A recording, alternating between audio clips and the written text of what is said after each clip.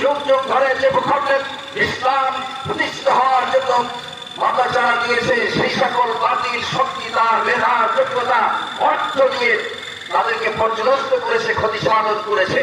বাংলাদেশে আমাদের জাতীয় নেতৃবৃন্দ শুধুমাত্র আল্লাহর জমিন আল্লাহর আইন চালু করার জন্য যে দীপ্ত কণ্ঠে এই মাঠে ময়দানে কাজ করেছেন, মূলত তারা কোন যুদ্ধ অপরাধী ছিল না, তারা ধর্ষক ছিল না, তারা খুনি ছিল না, তারা অগ্নিসংযোগকারী ছিল না, তারা লুটতরাজকারী ছিল না। 4টি অপরাধে সাব্যস্ত করে 5 জন লিডারকে ফাঁসি দিয়েছে আওয়ামী লীগ। ঠিক কিনা? ইতিহাস বাংলাদেশ যতদিন থাকবে, এই কালো অধ্যায় আওয়ামী লীগ সৃষ্টি করেছিল, ইতিহাস ততদিন থাকবে। ঠিক আমি ঠিক। সুতরাং আমরা চাই বাংলাদেশের জমিনে আর কোন ফ্যাসিজম, আর কোন চাঁদাবাজ, আর কোন সন্ত্রাসবাদ বাংলাদেশের জমিনে যাতে প্রতিষ্ঠিত হতে না পারে, এই জন্য আপামর জনতা, কি মজুর, কি চাষি, কি তাঁতি, কি ডাক্তার, মাস্টার, ইঞ্জিনিয়ার, পণ্ডিত, সর্বপ্রকার লোককে আজকে বাংলাদেশ বিনির্মাণে এগিয়ে আসতে হবে। আমরা কি প্রস্তুত থাকবো? ইনশাআল্লাহ। আলহামদুলিল্লাহ। তাকবীর, আল্লাহু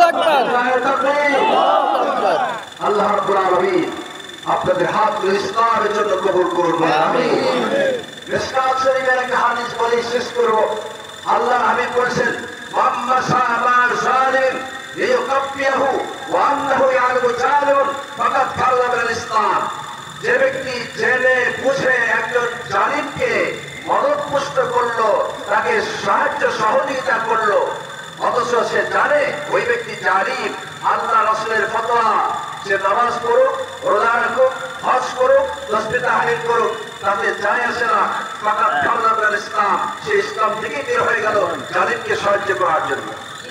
সুতরাং আপনি কোন জালিমকে কোন সাহায্য সহযোগিতা করতে পারেন না এই হাদিসের আলোকে। ঠিক কিনা?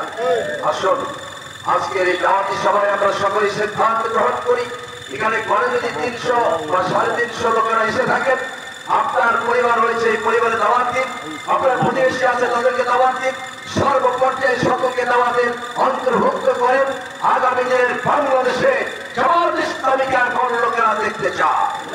সকল দলের, সকল রাজনৈতিক দলের যাচাই বাছাই হয়েছেন, পোস্টমর্টেম হয়েছেন, আর বাংলাদেশের জাতি তাদেরকে ক্ষমতা দেখতে চায় না, বরং একমাত্র একটি আদর্শিক দল বাংলাদেশ জামাত ইসলামীকেই আগামী দিনে ক্ষমতার মস্তদে যেতে দেখতে চায়।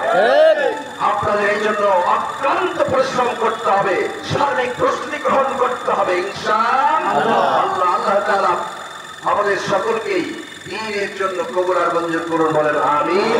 আয়োজক বৃন্দ অত্যন্ত সুন্দর আয়োজন করেন, এখানে এই ব্যবস্থাপনা করেছেন আল্লাহ রাব্বুল আলামিন, তাদের সহ আমরা এবং যারা অংশগ্রহণ করেছি সকলকেই দ্বীনের জন্য, ইসলামের জন্য কবুল আর মঞ্জুর করুন। সকলের সুস্বাস্থ্য কামনা করে আমি আমার আলোচনা এখানে শেষ করছি।